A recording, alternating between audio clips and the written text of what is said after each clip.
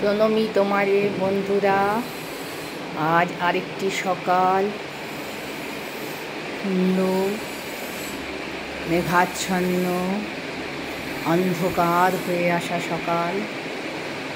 পূর্বাভাস ছিল বজ্র বিদ্যুৎ সহ বৃষ্টিপাতের। সেই বজ্র বিদ্যুৎ সহ বৃষ্টিপাত আস্তে আস্তে প্রায় 7টা সাড়ে 7টা বাজল।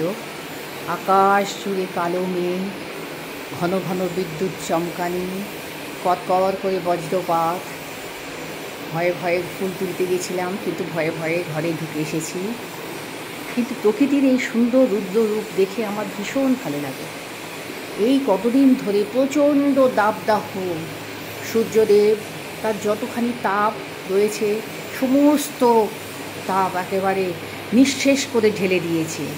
তাপমাত্রা বেড়ে গেছে 37, 38, 39, কোথাও কোথাও বোধহয় 40 ডিগ্রিও ছুঁয়েছে।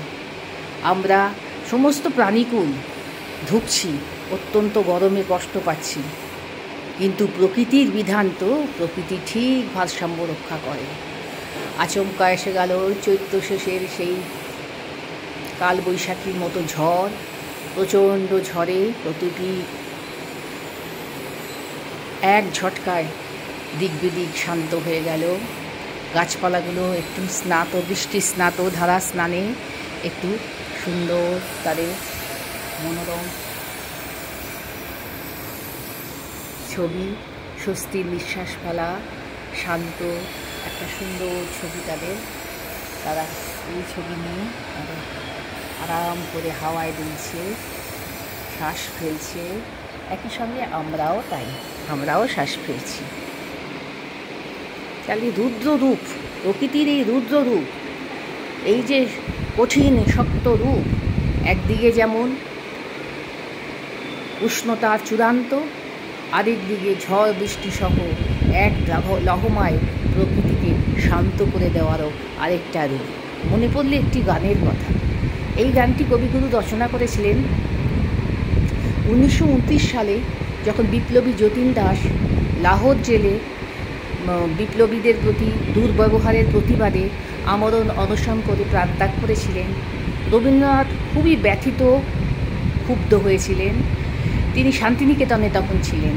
তখন তিনি এই গানটি সেই মহাপ্রাণ বিপ্লবীর উদ্দেশ্যে রচনা করেছিলেন। গানটি আজকে মনে হচ্ছে তাই যে প্রকৃতির ভৈরব রূপ, রুদ্ররূপ, মহাশক্তি রূপই যেন সবাইকে ধারণও করতে পারে, আবার নিঃশেষও করতে পারে। সেই গানটি আজকে আমার মনে এসে গেল। হে ভৈরব শক্তি দাও, ভক্ত পানে চাহো, সর্বখর্ব তার দহে তব ক্রোধ দাহ। হে ভৈরব শক্তি দাও, ভক্ত পানে চাহো, সর্বখর্ব তার দহে তব ক্রোধ দাহ। এই শক্তি, হেই ভৈরব, হেই মহাশক্তির আধার, এক কথায় প্রকৃতি পারে সমস্ত জীবকুলকে বাঁচিয়ে রাখতে, সমস্ত প্রাণীকে বাঁচিয়ে রাখতে, আবার ধ্বংসও করতে।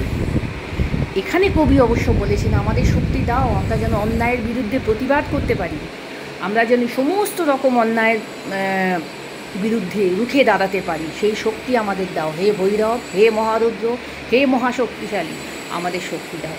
আর সত্যি কত প্রাসঙ্গিক এখনও আমাদের এই যুগে, যে এখন আমাদের দেশে এত অন্যায়, সামাজিকভাবে রাজনৈতিকভাবে এত অন্যায় চলে আসছে, পারিবারিকভাবে, যে সেই প্রতিবাদ আমাদের মনুষ্যের ক্ষমতা নেই। এই রকম কোনো ভৈরব, মহাশক্তি, মহারুদ্র এসে সমস্ত একেবারে সবাইকে শিক্ষা দিতে পারে এবং নিজেদের কর্তব্য সম্পর্কে সচেতন করতে পারে। আমারও তাই বিশ্বাস। তোমাদের কি মত জানিও। তাহলে রাখি আমি এখন। নমস্কার।